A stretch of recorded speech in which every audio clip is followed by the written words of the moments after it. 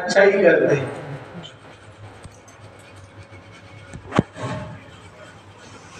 इधर नरसिंह नारायण भगवान प्रहलाद जी से कहते हैं कि बेटा कुछ तो वर मांग ले।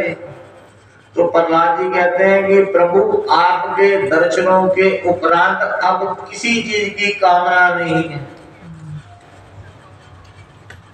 अब मुझे किसी चीज की कामना नहीं है। आपके श्री चरणों के दर्शन हो गए, आपकी गोद में बैठ करके आपने मुझे इतने प्यार से खिला दिया है। अब इस जीवन में किसी चीज की कामना नहीं।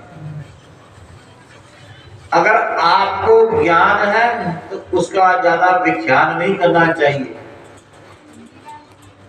आप ज्ञानी हो, ठीक है, ठाकुर जी को अपने ठाकुर जी के सामने शीश नवाइए। लोगों के सामने अपने ज्ञान का बखान नहीं करना चाहिए कि मैं बड़ा ज्ञानी हूं, मैं ये हूं, मैं वो। एक बार एक नौका में 3 विद्वान जा रहे थे।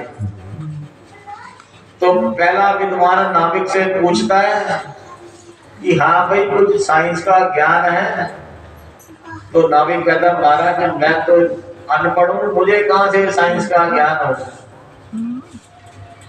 तो विद्वान कहता तेरा तो आधा जीवन बेकार है। नाविक कहता ठीक है महाराज मेरा तो आधा जीवन बेकार है।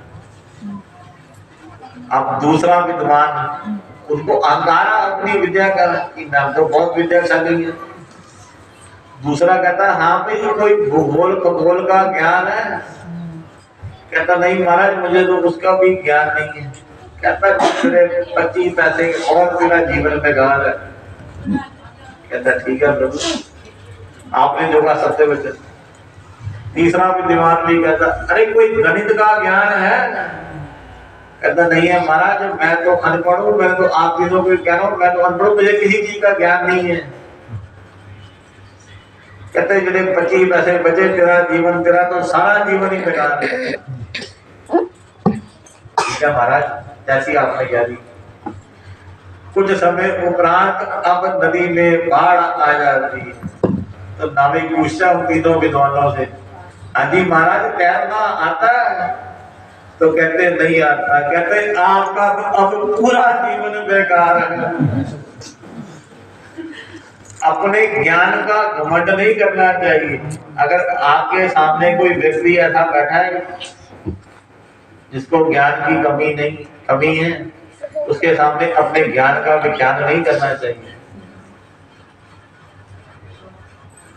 नारद जी ने राजा युधिष्ठिर को प्रहलाद जी का चरित्र सुनाया। तो राजा सोचता है कि हिरण्यकशिपु इतना अधर्मी था, उनके घर में भगवान कैसे प्रकट हो गए।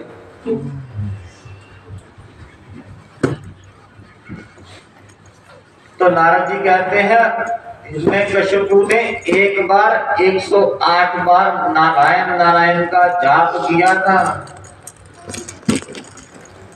एक बार जाप करने से 108 बार नारायण नारायण का जाप करने से उसे सदगति मिली। उसके घर में उत्तम संतान पैदा हुई। आप भी भगवान का नाम जाप कर लीजिए, हो सकता है हमारे भी लोक पर लोक कट जाए।